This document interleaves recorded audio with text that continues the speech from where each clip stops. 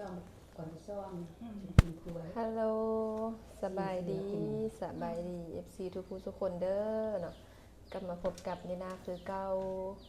ตอนนี้ก็เป็นเวลาตอนช่วยเนาะพวกเขากำลังกินข้าวช่วยอยู่นะมื้อนี้ก็นางลาตีมาลิ้นนำเนาะทุกคนเพิ่นก็ห่างหายไปดนเติบนะบ่ได้มาลิ้นนำเฮามื้อนี้มือสั้นมันดีเพิ่นได้มาเยี่ยมมายาม คนซอคน สร้างทีมาที่วันซ่อมก็เดี๋ยวมีประกอบวันงาน กินข้าวอยู่เนาะแต่ทำกินข้าวสวยของกินกะมีทอดส้มปลาเจียวน้ำปูแกงผักเนาะทุกคนมาเบิ่งนำกันเลย แซ่บเด้อ แซ่บก็ปลาข้าวสามัคคีเด้อนี่นะ มาเลิกกินข้าวน้ำกัน ของกินเฮา ข้าวนำกันเด้อแซ่บเด้อ หลายคนซุ่มกันเสร็จ แม่นหลายคนกินนำกันแซ่บกินหยังก็แซ่บเนาะ เมื่อก่อนเห็นว่าเลยกินเยอะ อันนี้ก็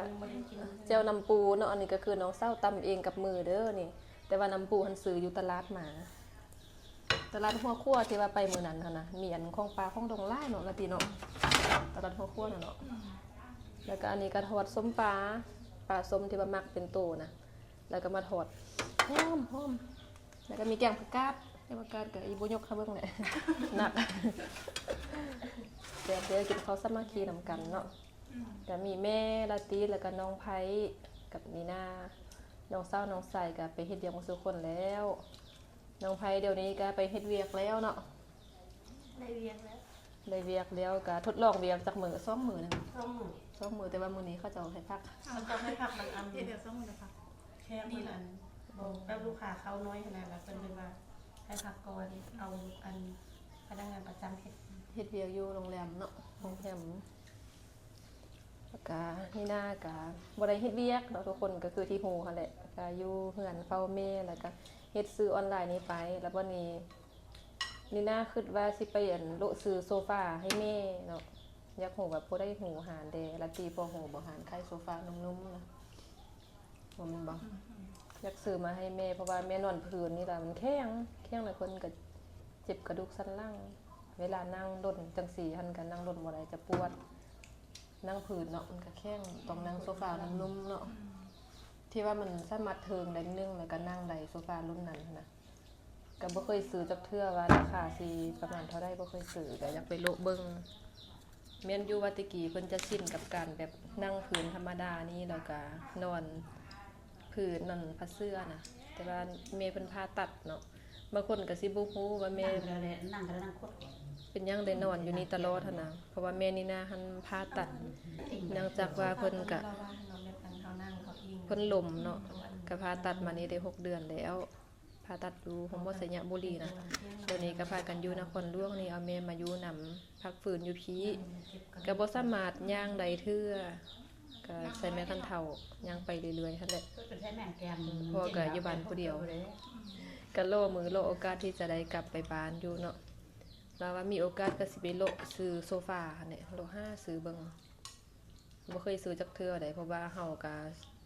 สิ้นกับการนั่งจังซี่เนาะกินข้าวก็เด้นั่งกินอยู่พื้น ให้นางน้อยซ้ำมาเห็นเขาเบิ่งหวานเนี่ย แม่นหยัง เป็นนางน้อยซ้ำเนาะ สั่งหยัง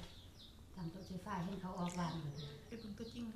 เสิร์ชเบิ่งอยู่แอปฟ้าเนาะ ซื้อเพิ่มวันนึง ว่าราคาเท่าใดแต่บางเทื่อเขาเจ้าก็บ่ค่อยระบุเนาะราคาเนาะมีแต่ไปเบิ่งอยู่ห้านเฮาได้ ให้เลือกคนอยู่ค่ะ ไปเลือกเบิ่ง เห็น นั่งเบิ่ง คนนั่งคนนอนคืออันลูกกว่านี้เนี่ยเราเบิ่งมาบ่แม่นตั้งเบิ่งหม้อบ่แม่น เราเจอจักใดรุ่นแบบได้แหมรุ่นแบบพับใดบ่แบบนั่งเถิงหรือว่าเอาตุนนอนเลย เป็นเตียงนอนหรือว่าเอาตุน อัน นั่ นั้ ง น นุ่ รุ่นพัก ม โอ้น้องง่ายเนาะสบายเมียนเนาะ อยากนั่งกันนั่งเฮิงอยากนั่งกันนอนลิ้น มันเขาเบิ่งเมื่อวานเห็นอยู่โทรศัพท์เมื่อวานรุ่นนี้เอาไหนพับไว้ ๆแม่นก็อีซอก5รุ่นนั้นที่แรกก็สิรออันเฮาโน่นนี่ ขึ้นเป็นเล่านี่ น้องสาวพักเบียกไปแต่ว่าเดี๋ยวนะ เวลาเราอยากนอนเราก็นอนได้ แม่นนะ เขา คะ พักขึ้นพักลงได้ นี่ปีซอก5รุ่นแบบนั้นหั่นแหละหรือว่ามื้อนี้เขาไปเลาะเบิ่งบ้านแหละนาติ ไม่ขับไป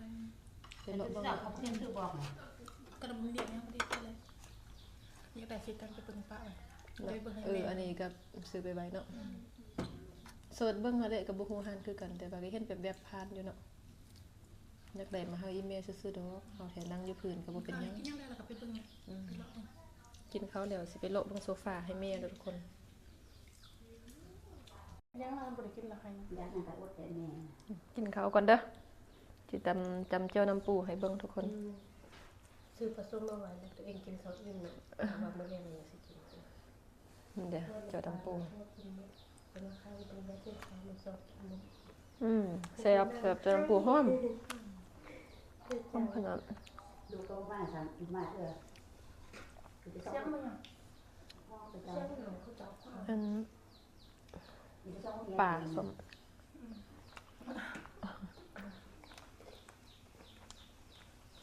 หรือจะไปนั่งนั่นนี่ มื้อนี้เดือนฮ้อนเลยมื้อนี้ นี่คือในเขาทายนี่ไปนั่งก็ไม่ได้ มันเป็นหยัง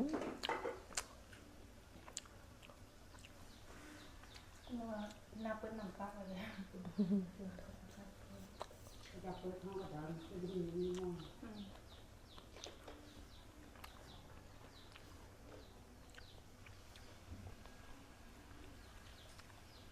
เดี๋ยวนี้เฮ็ดเบี้ยเงินเดือน3ล้านนี่บ่คุ้มกินเนาะบ่คุ้มแท้ๆต้อง5ล้านมาเริ่มต้น บาน นี่ใส่ มันดูเห็นมันมาดี โอ้เขาโฆษณาอยู่ก่อนเนาะอยู่ที่ว่ามันเนี่ยเกาะคือโคน เข้มข้น โฆษณา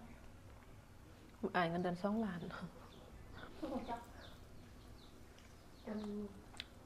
ไปก็สมัครนู่นนี่พาไป นี่ทำไปเปล่าเลยจะดับไปเบียบมันนี่ ล้านไปส่ง ซิ่งอันนั้น เอาไปส่ง ล้านส่งหนักบ่เบียกนะหนักบ่ มันกับพวกนัก ตามที่ เพิ่นให้เฮาเฮ็ดอันเพิ่นให้เฮาเฮ็ดอันนี้ไปจนพอ3เดือนเพิ่นจะเขาเป็นพนักงานประจำ อ๋อ เขานำ เดี๋ยวนี้แสดงว่าเป็นพาร์ทไทม์อยู่แม่นบ่ มันเป็นทาง เป็นเขาเป็นนำเขาอย่างเดียว แม่น เหมือนกับครับเดียวเด้ก็ต้นช่วยเนาะ เช้าช่วยแล้ว ก็ดีค่ะเป็น ต้น จับ ช่อง หมู ครับ เข้า8 โมงเลิก5 โมง ก็ถือว่าโอเคอยู่เฮ็ดเวียกเขา8 โมงเลิก5 โมงเนาะก็ถือว่าเว้นอยู่มันบ่เลิกค่ำ เพื่อว่าถ้าเป็นอันเพิ่นมือถ้าเพิ่นมีอันแคกไล่แล้วเพิ่นอยากให้เขาไปช่วยเลยลูกค้าเข้าได้ลูก มี ค้า คน เข้า อะไรบ้าง เนี่ยคณะมีลูกค้าแล้วเพิ่นให้เขาพัก แล้วคันทำผักต้องสิเราไล่เป็นมื้อบ่เด้อไล่เป็นเดือน เพิ่นมาให้เลยเพิ่นให้แต่มือเขาไปเฮ็ดเรียน แสดงว่าไล่เป็นมื้อ เพิ่นให้แต่มือเพิ่นมีเลยว่าให้ไปอันท่านฐานด่วนชาวภาษาว่าจะพาภาษา อันนี้เป็นถุงอบสมุนไพรที่ว่าอันน้องเศร้าสั่งมานำมาให้แม่อบสมุนไพรนะทุกคน ไปกินผักในดุน ราคาก็1,000 กว่าบาทเนาะ1,000 กว่าบาทเลยที่ว่าสั่งมา แบบคืนบ้านบ่เพียงเอาดาวมึงอ่ะ เพื่อให้แม่มาห่มอีแม่ก็ได้ใช้งานแล้วแม่นบ่ได้ห่มเทื่อนึงแล้วก็ห่มแล้วเนาะ ผมส่งมือ ห้องแล้วก็สบายขอนอนหลับดีก่อน อีแม่ว่าห่มแล้วสบาย แล้วมันหนักอันนี้โอ้นเนาะมันเป็นน้ำลูกของประจวดเนาะแล้ววันนี้รุ่นบ่ห่มเฮามันเมื่อยมันนี่ จังไรยังหนาวเลยเดี๋ยวผมอากาศดีตัวหอนซ้อม มากินข้าวนำกันเด้อกินแล้วก็สิไปโละเบิ่งอันตู้อบสมุนไพรเบิ่งโซฟาทุกคน ผมต้องแรงเอา ทำตะเล่งห้องเดียวหรออาบน้ำแล้วก็มาห้อง เลย รุ่นเอาเฮ็ดไปแล้วค่อยเมื่อยมันค่อยเมื่อยหลายยังเฮ็ดอยู่ กินมันแก้วนำกันเด้ออันนี้ลาตีซื้อมาฝากมัดหนึงเนี่ยบ้านเฮาเอิ้นมันแก้วบ่ฮู้ว่าทางคุณเอิ้นมันหยังแล้วภาษาลาวบางบ่อนเขาเจ้าก็เอิ้นมันเผาเนาะแต่ว่าบ้านเฮาเอิ้นมันแก้วอันนี้นะกินก่อน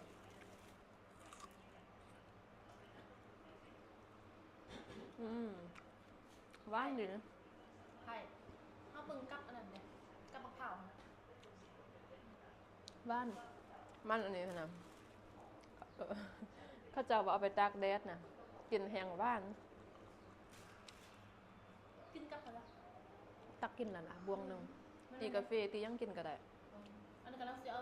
เห็ดแป้งมะพร้าวอุกกอ มา อันนี้ซื้อกับอันนี้อะไรกับแบบนี้นะ25บ่ได้ น่า เป็ จะ น ได้ ตะปูนี่ซับนี่นะ น่าจะได้สั่งผลิต บ่ได้อันนี้เดี๋ยวไปซื้อเป็นกล่องอันหน่อยกว่านี้นะหน่อยกว่านั้นหน่อยเป็นไม่นึง เอามาเผาซะมาได้ค่ะ ข้าวอุกกอสั่งนะมาขาย